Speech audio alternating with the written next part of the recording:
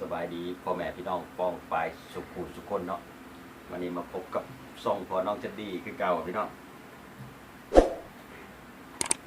มากินหมูกระทะกันพี่น้อง มีผู้ใหญ่ใจดีให้การสนับสนุนในเมื่อนี้เนาะให้หมูกระทะมาชุดหนึ่งนะมีน้ำจิ้มหวานน้ำจิ้มเผ็ดหลายอย่างอยู่พี่น้องแนวเน้นอยู่ปะเนี่ยกำลังรอหม้อเดือดพี่น้องพักก็คือเก่าแหละเน้นพักอย่างเดียวเนี่ยพี่น้องกินพักหลายๆกำลังจะลงมือพี่น้องมีเฮ็ดน้ำพี่น้องเฮ็ดเค็มเฮ็ดอันนี้แหละไข่ลุ่มๆใส่เฮ็ดไปน้ำพี่น้อง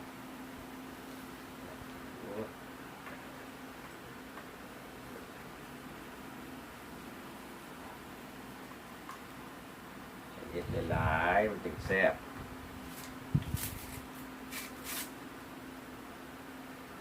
รอน้ำเดือดพี่น้องต้มพักให้เปื่อยกินถึงแซ่บ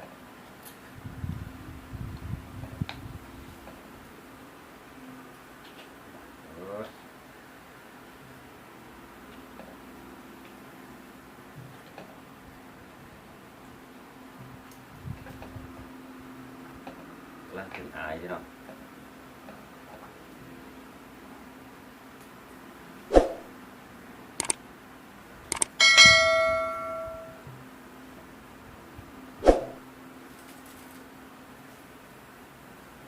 กินหมูกระทะนี่ต้องใจเย็นๆพี่น้องใจร้อนบ่ได้ใจร้อนกินบ่แซ่บ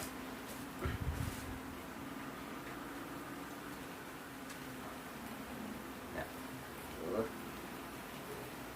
ชุบลงไป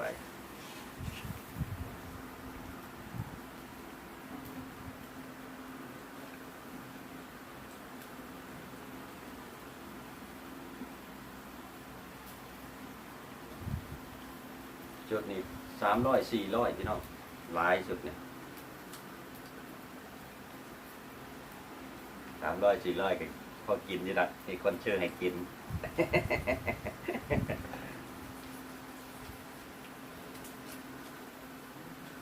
แต่ซื้อกินเองก็จุด200 กว่าบาท200เนาะ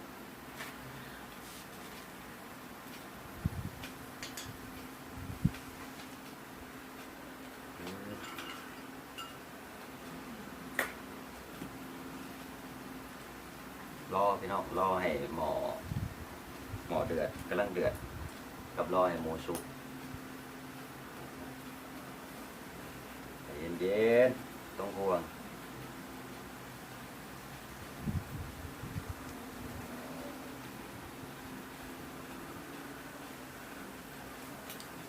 เอาเบิ่งใกล้ๆพี่น้องเป็นไงเบิ่งใกล้ๆ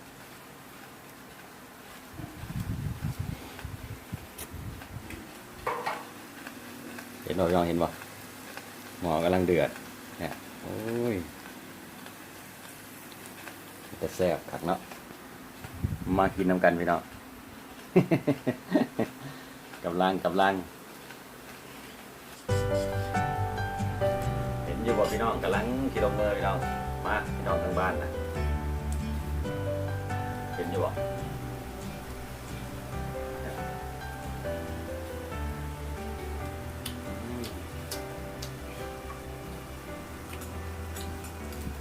แซ่บหลายแซ่บหลาย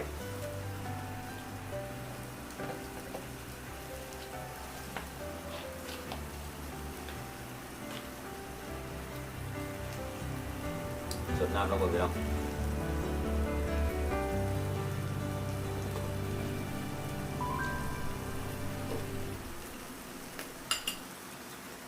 เพิ่งเลิกงานพี่น้อง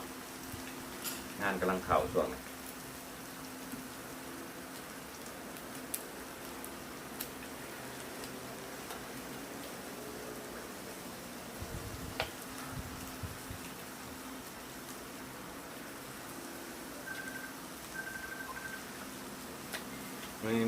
ไม่เฮ็ดนี่ครับผักกาดผักอะไรนะผักกาดขาวนะ ค็มผักกาด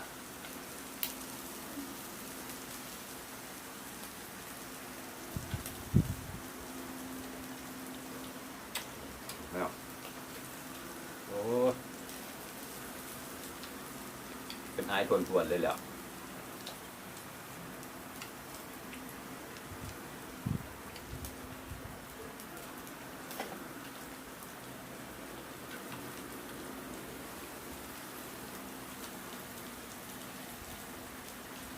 มีหมึกนะพี่น้อง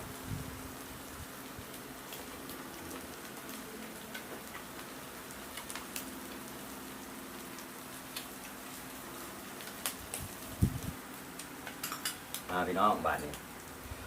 อุ้ย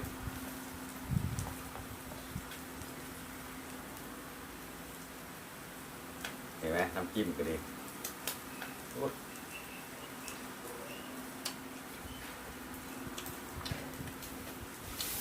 กินถามเนี่ยพี่น้อง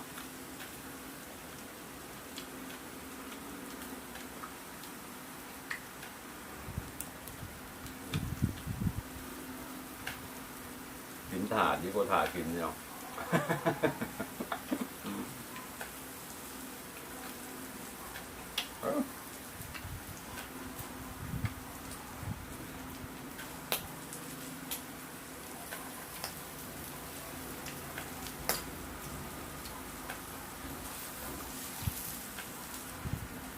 โอ้ใจเย็นๆเนี่ย3 ชั้น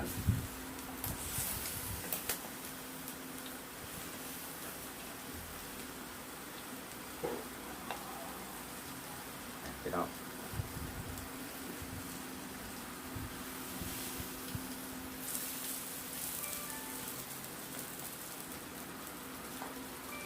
เห็ดเข็มน้ำพี่น้องเห็ดเข็มน้ำโอ้ยหายจนปวดเลยว่ะ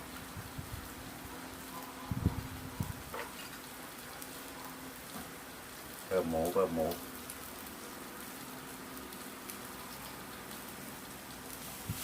มีหมึกมีหมู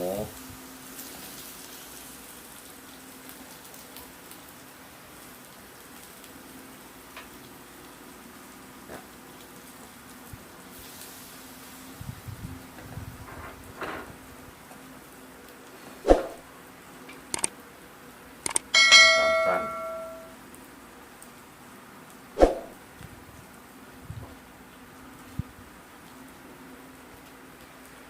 พักนี่ต้องต้มให้เปื่อยสักโอ้ยโอเคเลย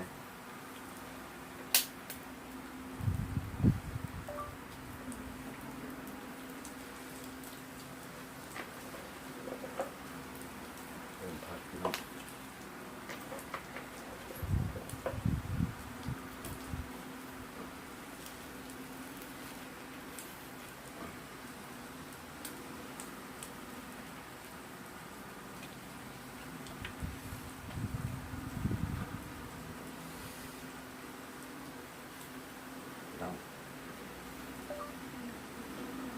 เอาเป็นน้ำจิ้มราดเลยเนาะจิ้มราดเลยเนาะเห็นไหม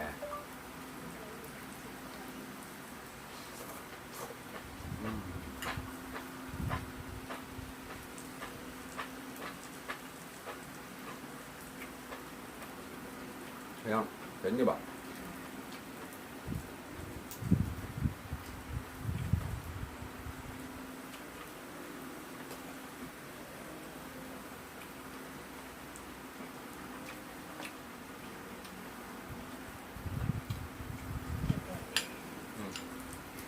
แซ่บหลาย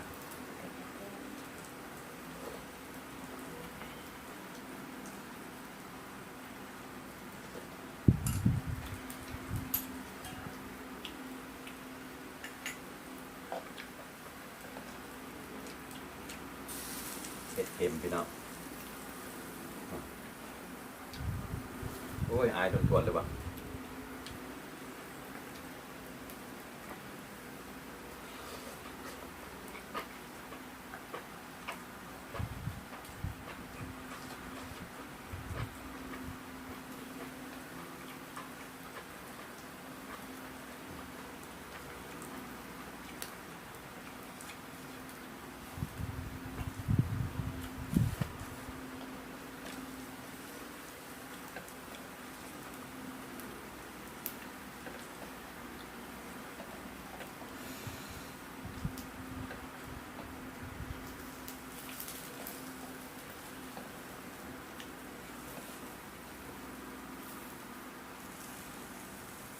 ต้องย่างให้สุกเลยพี่น้องดิบไรก็บอกล้ากินหมู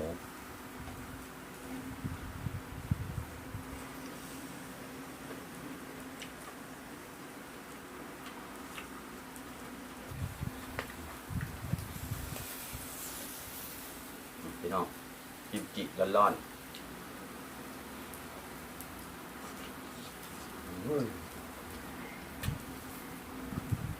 3 ชั้นกินถ่าเมียพี่น้องเมียบอกมาเพื่อ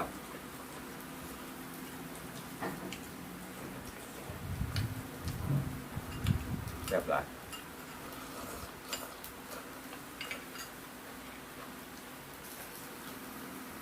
กินถ่านี่ก็ถ่ากินพี่น้อง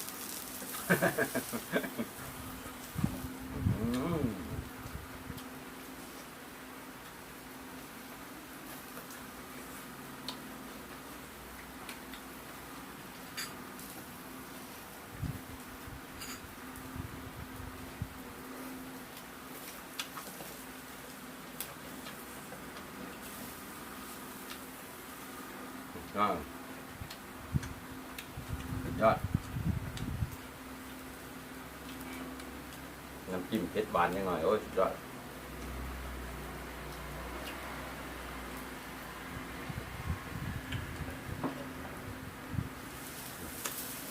ครับ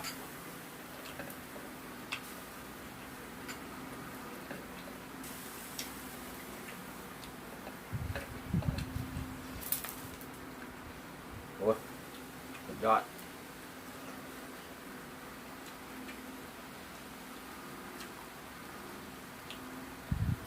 กินน้ำจิ้มก็ไว้ต่ำเลยไปหน่อยผมมีว่างๆป่ะ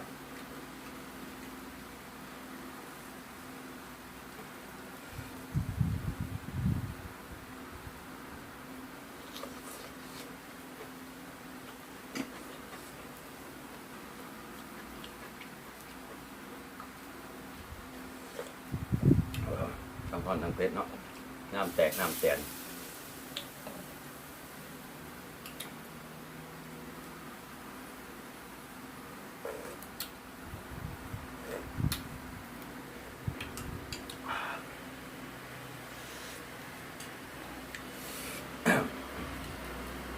แซ่บลายพี่น้องยังเหลือเอ็ดก็เหลือ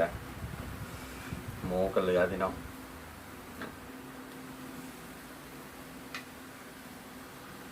เติมไปจังหน่อย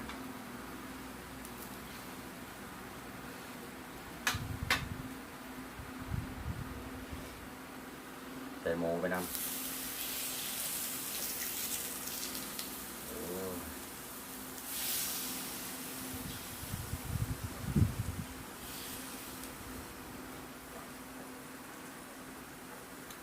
ลวกมาให้คุณเมียก่อนพี่น้อง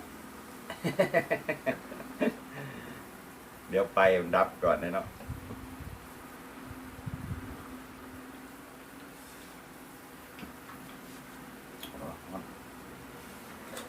จะพักใบ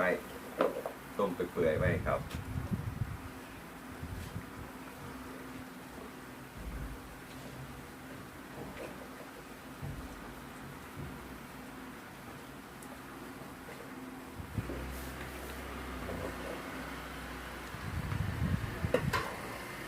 เห็นบ่พี่น้องเนี่ยโอ้จะแสบๆครับมาหมูกระทะก่อนอื่นกับคลิปพอน้องเชดดี้นี่ก็จะได้ขอลาพี่น้องไปก่อนเนาะฝากกดไลค์กดแชร์กดติดตามและอย่าลืมพี่น้องกดกระดิ่งเพื่อว่าพี่น้องจะบ่พลาดคลิปต่อไปของพอน้องเชดดี้เนาะสำหรับวันนี้พอน้องเชดดี้ก็ขอกล่าวคำว่าสบายดีบ๊ายบาย